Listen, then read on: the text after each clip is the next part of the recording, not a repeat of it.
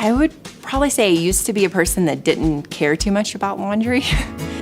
But now that I do cloth diapers, I've become very passionate about it.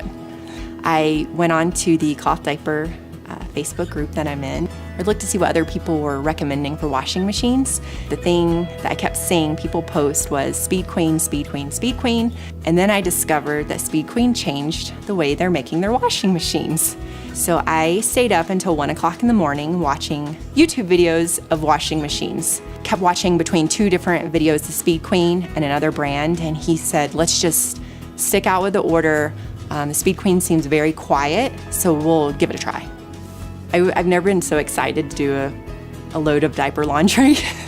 Every time I bring out a load of cloth diapers, I smell them to make sure they don't stink. And every load I smell and they kept coming out clean. Smell clean. So when I take my kid into daycare, the teachers have commented on how clean the diapers are and I bring them back clean every time. And she even commented that she would have done cloth diapers if she knew she could get them that clean. So the features I like with the washing machine is the quick wash cycles.